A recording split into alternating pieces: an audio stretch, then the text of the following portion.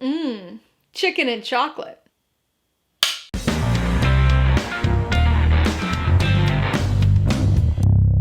Hey everybody, welcome to Mainely Movies. Today I'm going to be talking about the 2021 superhero action comedy sequel, Venom, Let There Be Carnage. If you're new here, please consider subscribing for a variety of movie-related content like reviews, rank lists, and trailer reactions. All my reviews include a breakdown of the pros and cons, my rating, and some tailored film recommendations, so be sure to watch through to the end of this video for all of that extra content. Venom, Let There Be Carnage stars Tom Hardy, Woody Harrelson, and Michelle Williams, and was directed by Andy Serkis. It tells the story of journalist Eddie Brock, played by Tom Hardy, who must deal with his relationship with his own parasitic alien, Venom, while also contending with a new and dangerous alien, Carnage. Venom was one of those films whose sequel prospects didn't look great. It had set itself up for a second film, and did pretty decent at the box office, but it still felt like one of those poorly received one-off franchise non-starters. Even though I was underwhelmed by the movie on my first watch, I have to admit that I wasn't against the idea of another Venom. And as that first film has grown on me over the past few years, I was more and more excited about the prospect of a sequel. Even one with as eye-rolling of a name as Venom, Let There Be Carnage. In many ways, this sequel is very much like its predecessor. It's got the same type of humor, the same anachronistic tone and feel, the same inherent cheesiness. Fans of the first movie are sure to enjoy this one too. Maybe a little more, maybe a little less, but they'll like it. Detractors of the first have a shot with this one. I'd venture to guess that most who hate the first won't be particularly impressed with this one either. However, there are enough improvements to certain weak areas of that first film here that I think may actually win some people over. It's doubtful that anybody will go from hate to love, but not out of the realm of possibility for some to go from hate to, yeah, I guess it's alright. The script feels much more cohesive this time around. The story's straightforward from the start, and flows a lot better.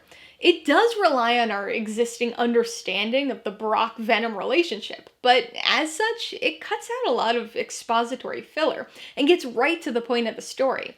At a hair over 90 minutes long, this is a briskly paced film, without much extraneous plot fat left on it. It's also a film that feels much more sure of itself than its predecessor did. In recent years, I've come to appreciate the intentionality of the tone and early 2000s feel of the first film, but this sequel definitively owns it right from the start, which makes it feel more confident with its style. Eddie and Venom are once again the highlight of the film, meshing perfectly with each other and with the goofy tone of the movie. It's more of the same, with plenty of funny moments and deliciously cheesy Venom interjections, but there's also a sense of well-worn familiarity to it all. This sequel lacks the reactionary humor that came from Brock's confusion at the whole Venom situation, but is instead replaced with a new comedic element. These two characters are very comfortable with each other, and that buddy aspect really shines through in a number of different ways. Part bromance, part bantering roommates, part bickering old married couple. This film does a surprisingly good job of exploring their relationship and symbiotic bond with each other, but it also emphasizes them as individuals as well, which I wasn't expecting. The performances here are all pretty solid for this story. Nothing here is Oscar-worthy, but for a comic book movie emulating an intentionally cheesy early 2000s tone, these actors all get the job done. Tom Hardy is fantastic again with his dual role.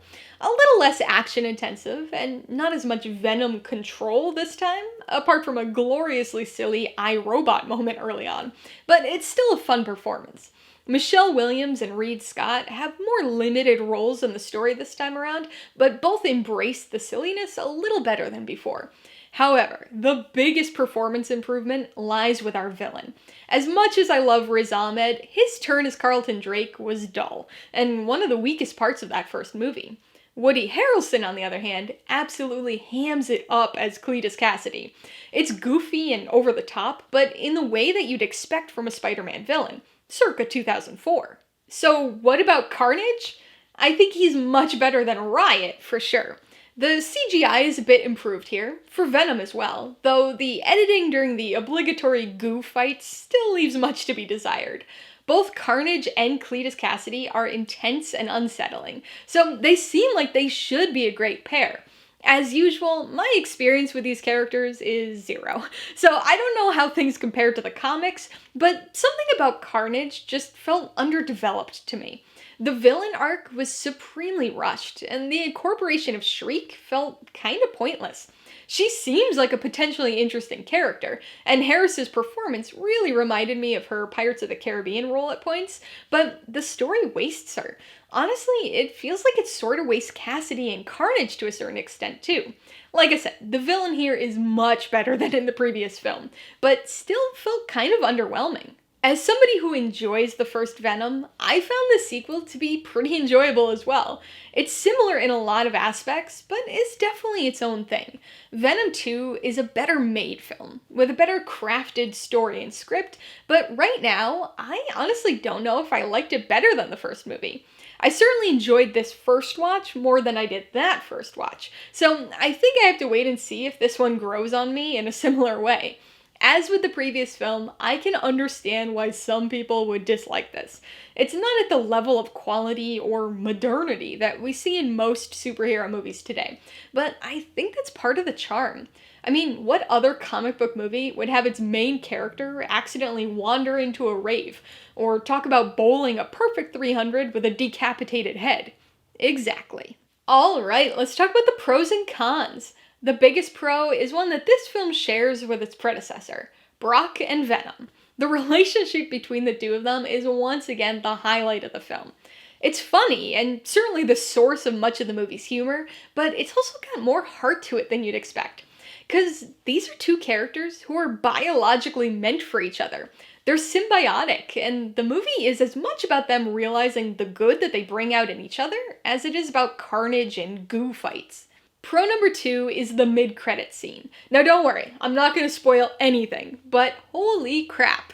It's a game changer, and certainly not something that I expected. And it wasn't something that my theater expected either, because people were very shocked.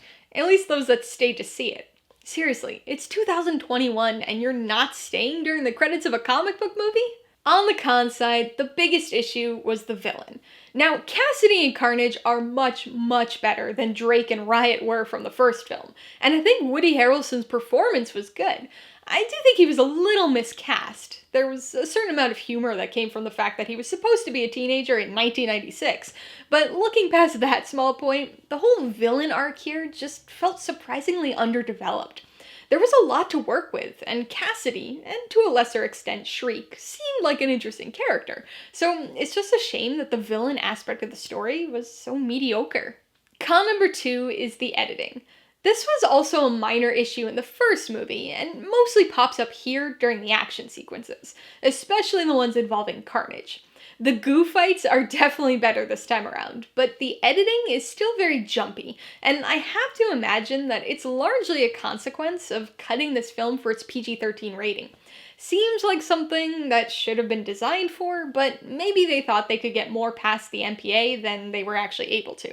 It's not horrible or anything, and doesn't ruin the sequences, but it's definitely noticeable at times. Before I give you my rating and recommendations, I want to remind you that if you're interested in buying Venom, Let There Be Carnage, or any of the other films I mentioned today, I do have affiliate links for all of them in the description below.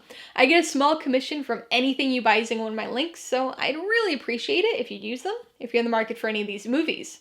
I'm gonna give Venom, Let There Be Carnage 3 out of 5 paws.